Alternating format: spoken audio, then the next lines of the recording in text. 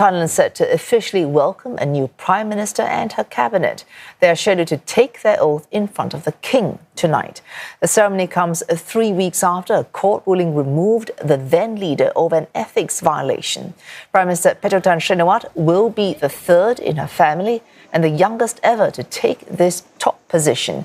A 35-member cabinet lineup, largely unchanged on key portfolios, received the royal endorsement 2 days ago.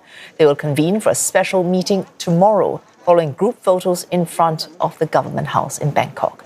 They're also set to hold a press conference after that. CNA's Saksith Saiyasombut joins us live from Bangkok. Saksith, what's the significance of this oath-taking ceremony?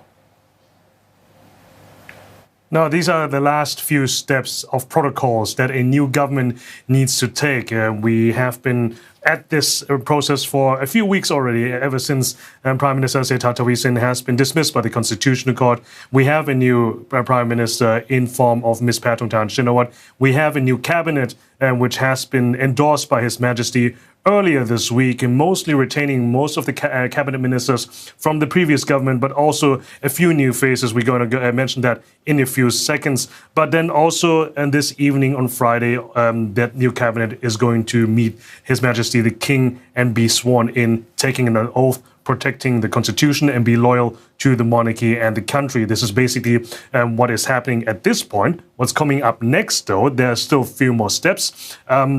One of the most important things is that the new cabinet and the new prime minister need to hold a policy speech in parliament to lay out its vision, to lay out its plans for the years ahead, what they're going to do, and then they can actually start in earnest. But about this cabinet, as we have mentioned before, mostly familiar faces from the previous government, but many faces from political scions, from political dynasties, many of them descendants of previous politicians. Prime Minister Paetongtarn herself, as you just mentioned, that she is her father, the very well-known Thaksin Shinawatra, who's been Prime Minister in the 2000s. Her aunt Yingluck was in the 2010s the Prime Minister, and now she's the third one. And we're going to hear from another cabinet minister, also a descendant of a politician, about his thoughts about the new cabinet, how long it will last, and whether or not it will be facing problems. Quite a few factors. We have a brand new Gen Y and Gen X and a Gen Baby Boomer as a cabinet. It's the first time ever we've had a pretty good mix between male and female, so it's quite a diversified cabinet indeed. Also, I believe the Prime Minister has quite a very good advisors. Her father included?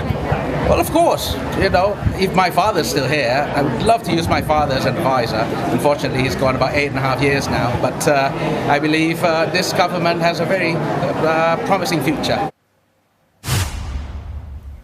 Now, just to add a few more things, the father of Paetongtarn, we already mentioned, that's former Prime Minister Thaksin Shinawatra.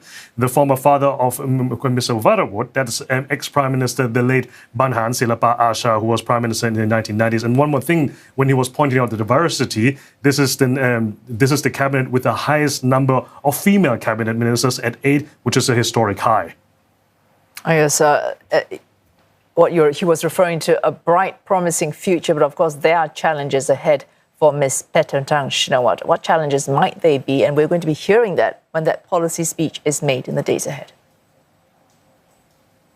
Many so. Yeah, many challenges for the road ahead, especially since the voters that have voted in last year's general election are still waiting for a new government to tackle the bread and butter issues, the economic issues that have been left mostly undone by the previous Srettha Thavisin government. They have been in power a year, but most of these issues, they have not been tackled yet. And they are hoping that Prime Minister Paetongtarn and her government will pick up on these things. She already said at many points that she's going to pick up where the previous government has left off, including a 10,000 baht, around $375 one-time cash handout for about 50 million Thais. That is one of these things. But further than that, of course, we have to wait for the policy speech.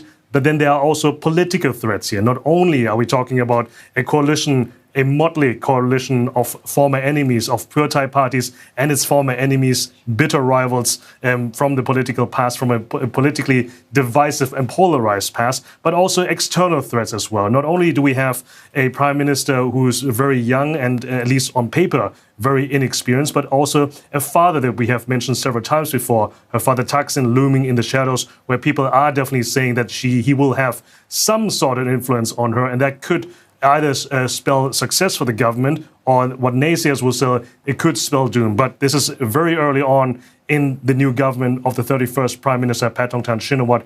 But the question is how long this government will last.